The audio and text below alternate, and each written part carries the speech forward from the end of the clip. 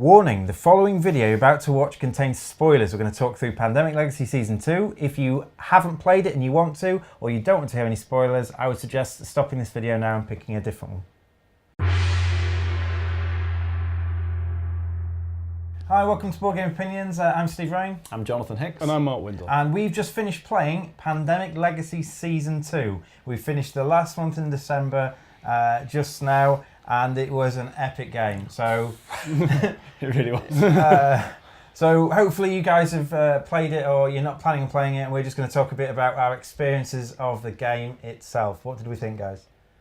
Overall, I mean, there's an awful lot going on, and it starts off, I really like the way it started off small. The exploration aspects in terms of how you're revealing different parts of the world, I've really liked. Which is strange because, I mean, you know what the world looks like. When you reveal part of the map, it's not like it's a surprise, and yet somehow I found it really satisfying. Much more so, I guess we'll talk about this later, but much more so than Season 1, because obviously that's working the other way around, if you like. And one of the main differences is that you are, rather than removing disease cubes from the board, you are adding supplies to the board so they don't get diseased. Yeah. And that little switch at the start just changed the dynamic of the game for me, as opposed to just regular Pandemic. Yep. So I really like that. Again, right at the start, you realise this is a different game. You've got a small part of the world, and the rules of the game are different as well. I mean, mechanically from the get-go, I didn't feel like I was playing Pandemic. I felt like I was playing something far enough away. Because obviously there's variants on Pandemic as it is with like the Cthulhu version stuff, but this really does feel another step beyond different. And I really like how this plays. Yeah, yeah. Just as a game, ignoring all the legacy bits, I actually quite find the game itself quite fun. Yeah, I quite like the fact that we.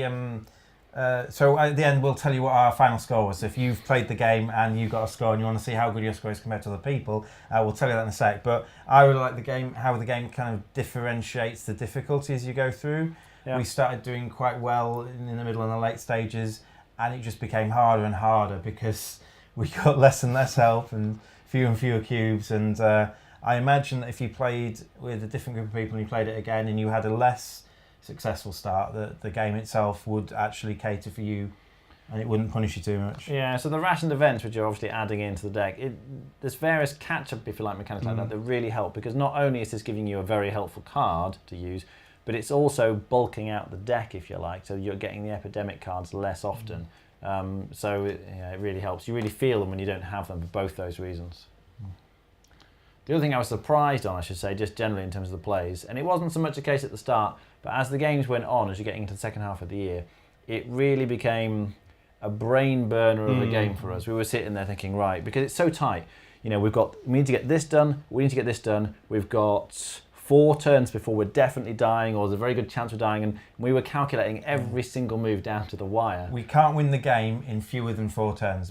4 turns, if things go well, that's what we've got. So what's the least likely way we're going to die, or what do we need to definitely cater for?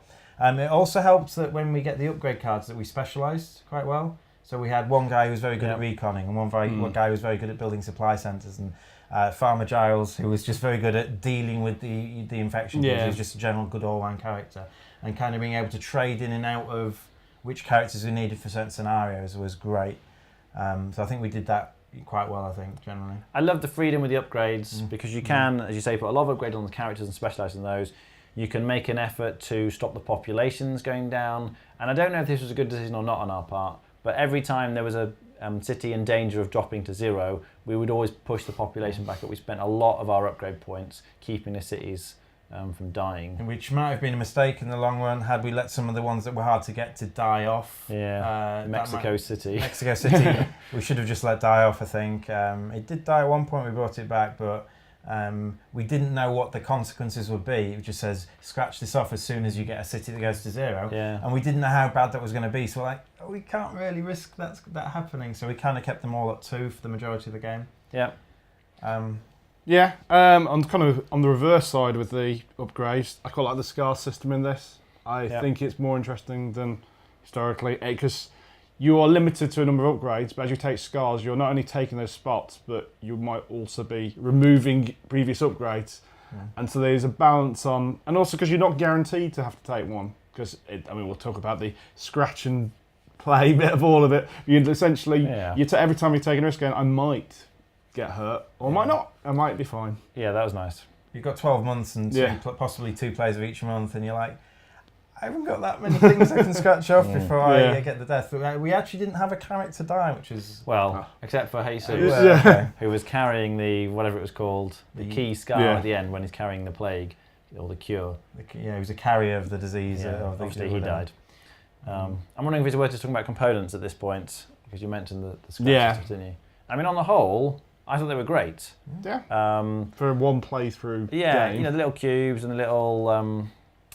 what are they called again? Hollow Men. Hollow Men. I'm getting confused with season 1. I mean, it's pandemic, the components are not spectacular, but it does its job really well. The stickers were fine, they peel off fine, they stick on well. Yeah, I think they're very good. I think they fit together very well. My only complaint is the scratchy stuff. Those. Particularly, that's right, if you're searching, and I'm sure you've experienced this, you get your little coin or something, you start scratching it off and the little silver flakes just go everywhere. It's a nightmare. So spending ages trying to carefully do it over a bin, but even then you come back and you find you've got it all over your hands and you start picking things up and it just went everywhere. I did like that as a search mechanism though. Yeah, it's a great idea. Just maybe not 100%. And we finished the game with tons of Yeah. stuff that wasn't searched. Yeah. And you had to search early on in the game, but towards the end of the game when we needed to use actions for other things, we just left the searching. League 1 and 2 also kind of had little plot points that we probably missed along the way. Yeah. Certainly, if you finished it, Scratch Atlanta kind of does a link between season 1 and season 2, which is quite cool in its own sort of way. Yeah, and trying to work out where the game's going. So we think, where's this research station going to be? Do we need to recon there or there? Yeah, that's nice. Yeah, it's probably going to be that way. Do we do that? And trying to predict what the things are going to happen because you might only have time in one particular month to do one of those 2 things. That was very nice. And the coordinates that tell you where the things are, roughly, but before you've kind of revealed the bits on the map, that was really nice. Like, oh, that's probably New Zealand, we think, but we're not quite sure. That was very nice. I like that. So I haven't played Pandemic Legacy Season 1, but these 2 guys have. So if you were to compare the pros and cons between them and say which one's your favourite, what would you say? Well, I'd say of season 1, again, this big spoiler. Season 1 is essentially Pandemic plus the expansion slowly pulling into. A lot of those mechanisms used in it are actually in the further expansions as they've come out, and they've kind of slowly drip fed as far as the game goes on. While this is pretty much fairly different on all the, which is good. Yeah, I have to say I much preferred this one because it did, as you say, feel so different from base Pandemic or expansions, whatever it was. It turned the whole thing on its head, and obviously a lot of the basic mechanisms are similar, but it was different enough. And the thing that, and maybe it was the group that I played with, but comparing this with the with season 1, the main thing was this game was just so tense. Really was so tense, particularly those last few months, agonising over each decision. There were some games where even when we won, and the game may have taken an hour, I only got maybe 2 turns. Because we're thinking so much about each turn that goes through. This huge deck of city cards, if you like, you never get anywhere near through this. Despite the fact that you've got 10 epidemics or something, you only ever see 3 or 4 because the game's just over before you ever get anywhere near you're that. about to win or you're about to lose. Yeah. You notice how both games had a particular mechanism they liked to maybe milk throughout the game. In this, it was the exploration. So you had even there's different sets of cards to go. Yeah. In season 1, it was like the searching mechanism where you were like searching for a person or whatever, and you had to play the cards in a particular order. So you have to play 2 blacks, then a yellow, then a red, then a blue, then 2 blacks, and whatever. So they both milk that. Certainly from maybe a third plus the way in toward the end, you were doing a lot of that specific thing. Whether that's just they've gone through a decision. I think it was great. I think I quite liked the fact that we played with 3 players.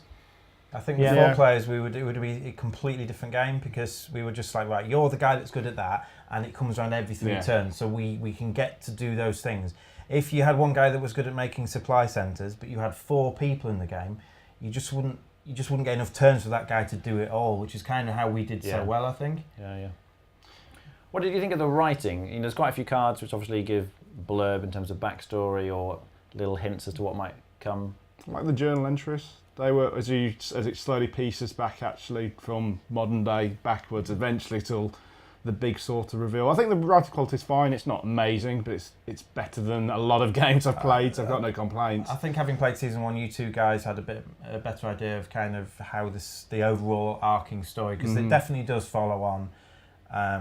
And you guys were able to fill me in on that, so I didn't feel I was missing out. But I imagine if you haven't played season 1, some of the kind of links from past events might have missed. Yeah, I must admit I struggle to remember half the stuff that happened in season 1 anyway, so I don't think we needed to have played season 1 before playing this. Yeah, I did think, looking at it as a whole, thinking of it as a whole plot between the two, I think season 1 had better shocks. I think there was some interest. There was obviously the big twist that came about that also came very towards the end in this. While season 1 had there's a disease you can't treat, then the faded appear. Yeah. Then you hear about the military thing starts with you start getting military help. Then you find out the military actually working for the, and then that whole sort of. I think they managed to split out the shocks better in that. I mean, this is the big one. The fact that one of you's been working against you and you lose a character. You remember that the big military, and then you go, actually, this person's a bad guy. He's now dead. Yeah. I don't think they spread those plot points as quite as well in this. This is more of an exploration game rather than a story. Necessarily. We were trying to do certain things, and we can see that we knew what bits of the map we were kind of going to have to deal with in certain months. We could see, well, we're not going to get to up here or down here until right near the end. Yeah, and there were certain things we couldn't do before certain months started. Yeah, I thought they spaced that out well in terms of expanding the map at the right pace and increasing the difficulty. Certainly the gameplay progression, I think, was stronger in this, more so than season 1. So if I had to say, I'm clearly picking season 2. I've had a blast of a time. If you had to pick 1 or 2, what would you pick? Definitely season 2. Much preferred it. As a game, I'd play this. For a story, I'd play season 1. Okay. Yeah, so the story didn't. I understand what Mark's saying, but for season 1, the story didn't grab me as much for some reason. I think the theme of this one I much prefer. The kind of post-apocalyptic. Oh my goodness! I mean, the start of this was fantastic. You can see you're in the middle of the Atlantic, and oh my goodness, where's the rest of the world? You're on these havens. Yeah. It was a great setting, I thought, to start off with, and as you then explore the world. So I really was engaged by the theme of this. Whereas the other one was like, oh, it's pandemic. There's a disease again. Did you like the fact that essentially you are playing the bad guys from season 1? That was clever. That was the best, by far the best twist. When they released, when you get one of the journal entries, and it basically says, actually, you were already on the havens when the second disease broke out, and then you go, oh, now I know. Now I understand what. I mean, I think we kind of half saw it coming. I don't think it was a. You certainly did, yeah. I just think there's got to be something going on, and it was good. There was a sense that, because if I played this with people who haven't played season 1, I think I would have inoculated more. I think inoculating is a great task, but Mark just says, something's going to happen. Something's going to happen. They're going to come back out of that box. Essentially, in season 1, you put military bases down the board, which help you. Yep. And then you realise, then you get the twist, the fact that they've been working against you. One of you is working in the military. It's all bad, and then you have to start destroying them and blowing up off the board. So all that work you put in now becomes a bigger task for you to do. Which so I imagine we could have benefited early on from inoculating, and then we would have lost some of those benefits later on because it would come back to bite us. Yeah. We did it very little. I'd be interested to know how much other people did it. Yeah, but we hardly ever did it. No, I've had a fantastic time anyway. So basically, how did we do? We succeeded every month apart from the very last one. We struggled on that very last month. It was just too many steps for us to kind of go there, make a carrier, and then get them there. We would have done it with one more go each, I think. Yes, if we had one more round. But then we were doing it, and then an epidemic came out, which is what we didn't want. Sometimes we were like cheering when they came out, sometimes we weren't. And our final score was a total of 622, having failed the last month. So obviously, if we conceded the last month, we'd have got 700 and a bit more than that. So yeah. But we had a good time. It was great. I think we only lost at the end of the game 4 cities. But we spent a lot of our efforts making sure we didn't lose any until like the last couple of months. I'm surprised by how high the scores potentially go, though. I thought we'd done quite well, and then you kind of look at the score and go, oh, you could have got like 800 and something. So we were nowhere near. Yeah, well, I guess if you could succeed 12 months in a row, That's 600 points. I mean, technically. Yeah, yeah. So it's Don't know like how that's 600 and possible. the winning, get 800 Yeah. points or so. But we succeeded. We failed the last month. We read what it is, and we didn't lose the world or something. We'd scored enough that we. Yeah, it was fine. We Well, I did think that. all the faded got wiped out, didn't they? Yeah. So we all died, but the world carried on without us. But yeah, all in all, that's our thoughts of Pandemic Legacy Season 2. Do you want to give it a rating? Yeah, I was going to say, if you want to rate it out of 10, what would you rate it? I think I'd be on a solid 8. It's the only thing that would stop it going higher is the tenseness of it. Like after every game, I feel mentally exhausted, and that might just be the way we're playing. But fantastic experience, really liked it. I don't think you can understand that. Mental exhaustion, just kind of that the tenseness. But for me, that made the game even better as an experience. I thought it was fantastic. I'd give it a 9 out of 10. Yeah, I think I'd give it an 8.5. I really enjoyed it. I can't really have any faults towards it. As a campaign game, it's probably the best I've ever played in many ways. Okay. Anyway, that's our thoughts of Pandemic Legacy Season 2. We hope that if you had a go, that you enjoyed it as much as we did. I've been Steve. I'm Jonathan. Mark. And see you later. See you.